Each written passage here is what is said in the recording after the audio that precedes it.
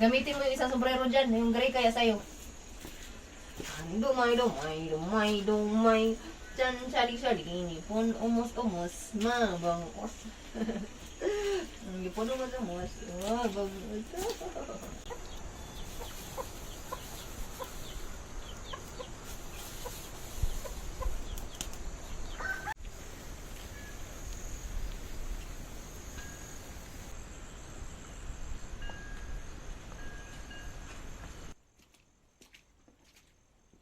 Isang mapagpalang oras po sa inyong panonood. Ang aming gawain po sa araw na ito ay linisan ang harapan ng kubo na ito. At ewan ko ba, ilang beses na kaming naglilinis, tanim, pero wala kaming nakukuhang gulay. Dahil sa bawat pagtatanim namin ay inuunahan na kami agad ng slimy. So, 3 araw pa lamang, wala na, nakalbo na yung aming tinanim na pechay. At lalo na ngayong tag-ulan ay mas lalo silang dumami.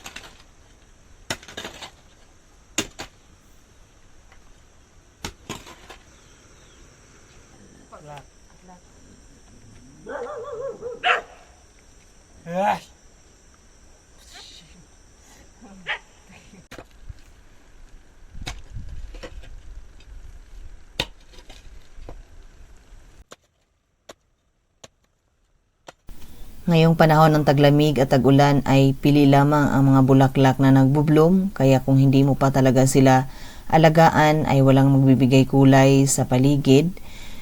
Pero meron pa rin ilan ng mga bulaklak na nagbubloom sila tuwing taglamig, kaya mas maganda no na alam natin yung mga bulaklak na alagaan tuwing taglamig para meron namang magbibigay kulay.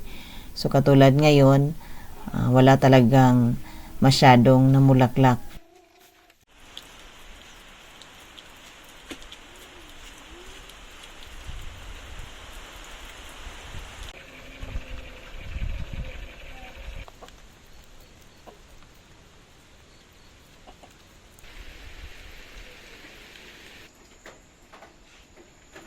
Bye-bye.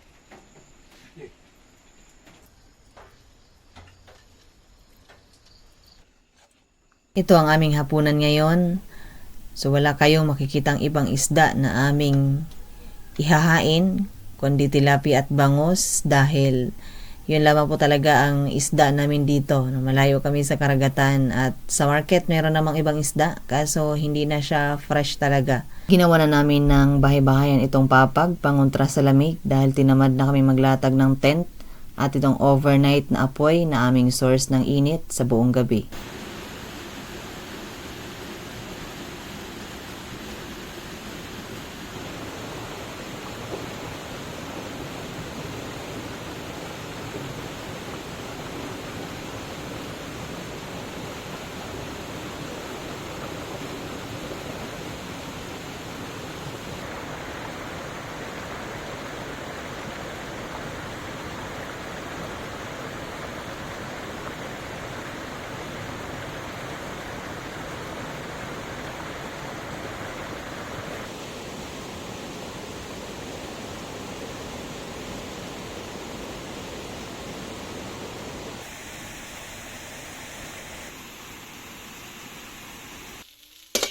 Umagang-umaga ay tiningnan niya yung kanyang mga pamain, kung nakahuli ba siya ng igat ay na-zero man.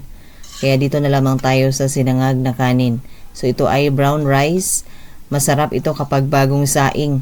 Pero makalipas ang ilang oras ay napakatigas na ng kanin na ito, kaya sa umaga masarap itong isangag, haluan ng itlog at kung ano-anong gulay na available sa iyong kusina.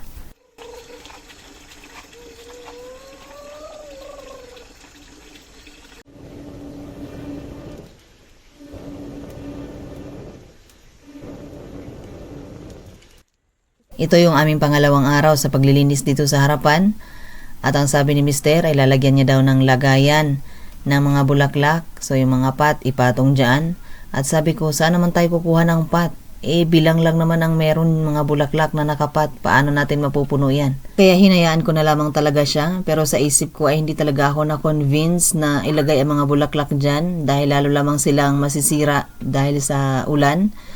Kaya nag-isip pa talaga ako kung ano pa talagang pwedeng ilagay dyan, no? Bukod sa bulaklak.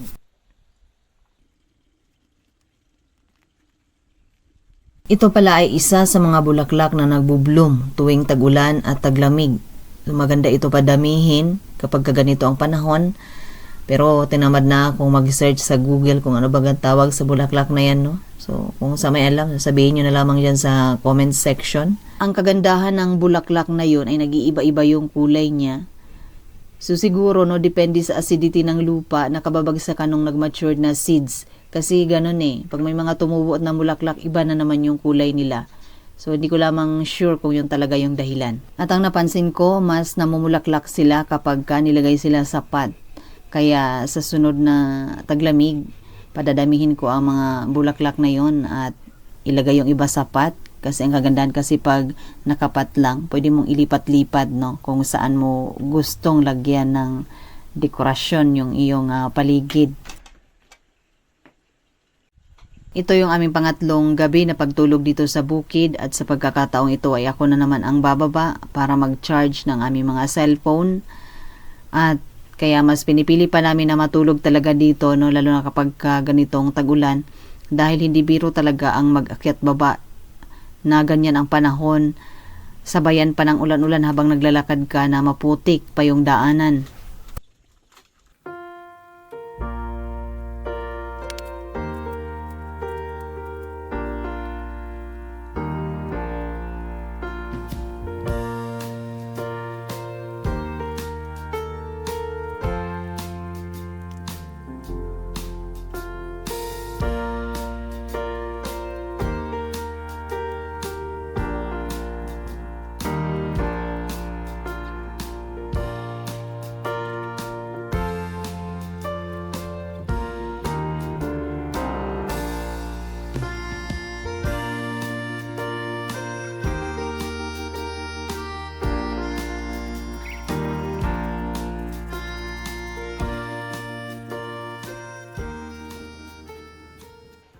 Sa aking pagbalik ay sinabayan na ako ng ulan at lalo nang bumagal yung aking paglalakad. Ang aking mga apak ay slowly but surely. So mahirap na kung madulas tayo, no?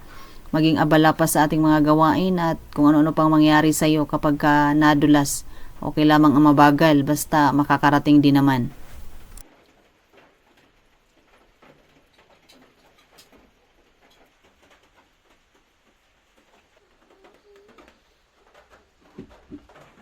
Sa ganitong paraan namin pinapawi yung aming mga pagod, physical man, emotional. Dinadaan namin sa kwentuhan habang kami ay nagkakape. At after nun, kinocomfort din namin yung aming isa't isa na kaya natin yan. Ganun talaga ang buhay. At kinabukasan ay na-surprise kami dahil hindi namin akalain na magkaroon kami dito ng bisita na ibang lahi. So siya po ay isang priest na na-invite dito sa Pasil at isa sa kanyang kahilingan ay makita daw ang rice terraces dito sa taas. Kaya itong kanyang kasama, isa dyan ay ang aking brother-in-law. Itong mga kabinataan ay taga rito lamang din sa Pasil. At talagang nagulantang aming umaga nung nabasa namin yung message ng aking brother-in-law na malapit na pala sila. Ang daming kalat pa sa paligid kaya ay talagang mga damo dinampot na namin yung aming mga kalat at buti na lamang pagdating nila ay nabawas-bawasan. At ang amin namang paulam, sinusubukan naming hulihin yung isang native namin na manok ay hindi namin mahuli-huli. Buti na lamang itong pinsan nila ay mayroong karne na ibinigay. Kaya yun talaga yung aming napaulam. Kung wala, ewan ko na lamang kung habol-habulin siguro ni Mister yung manok hanggang sa mahuli. So ito siya, hindi talaga siya mapakali kung saan ba talaga siya magtitingin ng magandang view dahil na palibutan na ng fog yung paligid. So hindi rin talaga siya mapakali. Narinig ko pa itong si Mister na sabi niya, "Are you cold? It's cold here." Sabi naman ng isa, "No, no, no, no."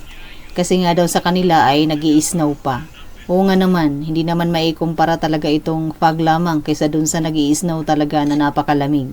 Hindi kami prepared sa kanilang pag-akyat, kaya yung aming ma-serve lamang sa ganitong panahon na malamig, sabaw, lagyan ng sibuyas at yung kape. So yung karne, ewan ko lamang kung maluluto ba yun ng wala pang isang oras dahil matigas, kailangan pa talagang pakuluan ng matagal-tagal. Kaya maganda talaga na padamihin namin yung aming mga alagang hayop, lalo na itong native na manok, para kung meron mang man surprise na umakyat dito, meron agad kaming mahuhugot na aming kakatayin para sa bisita. At hindi pwedeng karne lang yan kasi didekorasyon na natin yan ng gulay para magkaroon ng kulay at masustansyang pananghalian para sa kanila.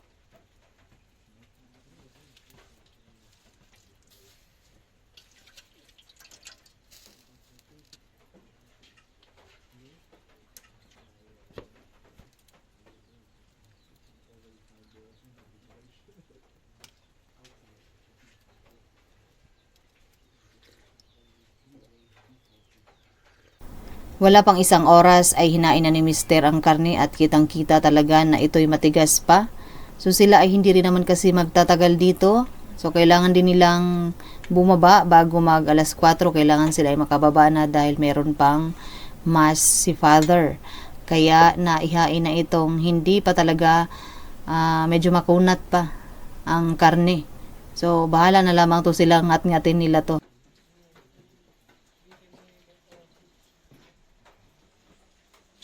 Siguro pag-uwi ni Father sa kanila ay marami talaga siyang ikukwento sa family niya tungkol sa pagkain.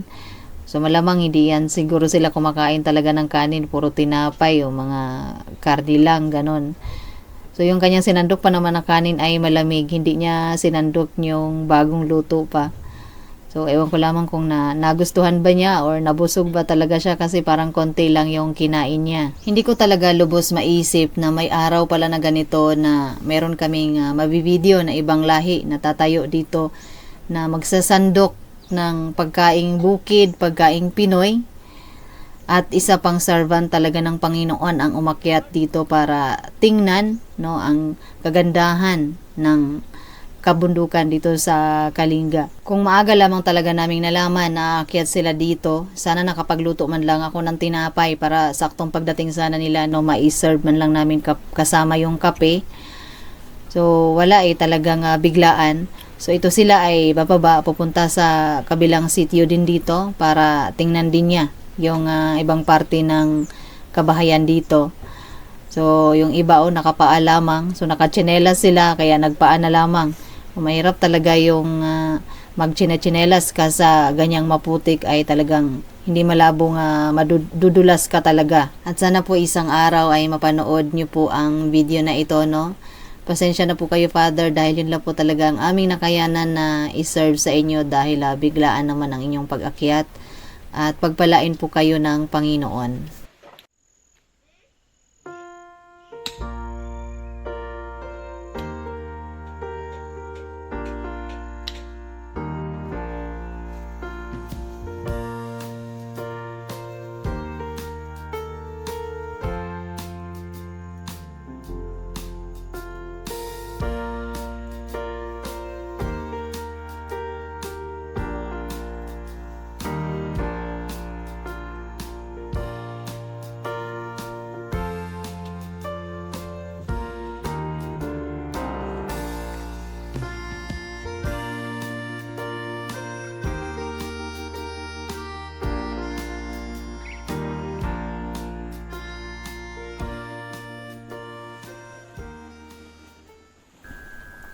Napag-isipan na namin na pechay na lamang ang aming itanim dyan sa taas gamit ang maninipis na plastic na yan.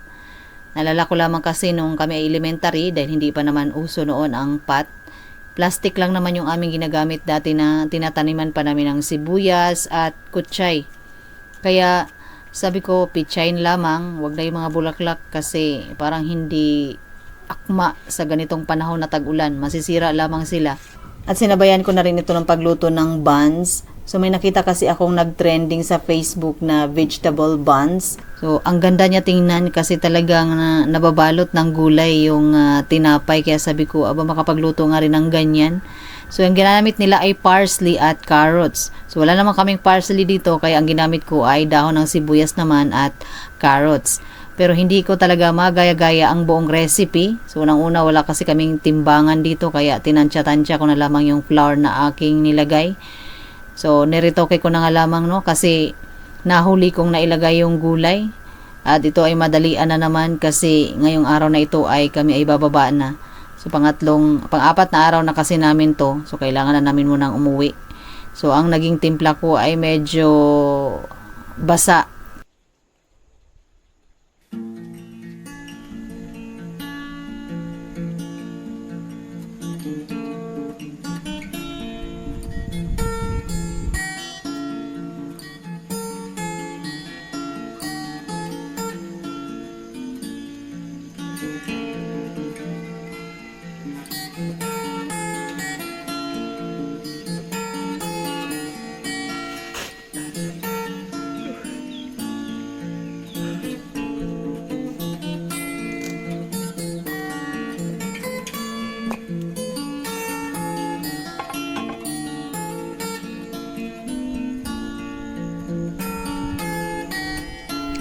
At sana no itong mga slimy, ipagpaliban nyo muna sana yung inyong kagustuhan kumain ng pechay. Magdamo-damo na muna kayo. Talagang palakihin muna natin itong pechay bago rin kayo makishare kasi talagang yung 3 dahon pa lang mauubos nyo talaga agad yan. Sana lamang talaga hindi nila maisipang umakyat kasi pag nagsiakyatan sila dyan, wala sigurado pagbalik namin kalbo lahat yan.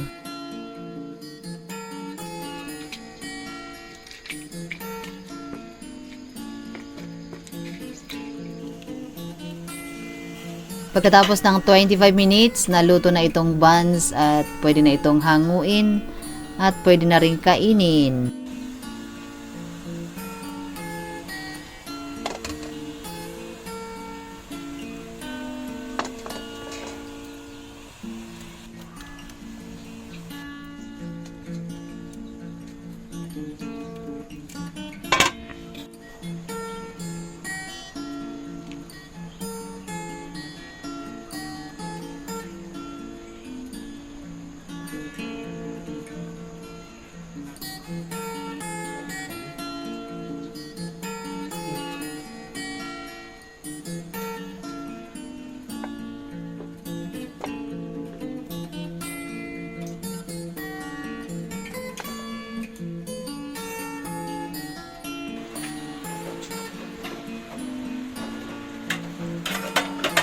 Maligayang Pasko po sa inyo at masaganang paghahanda ngayong Noche Buena.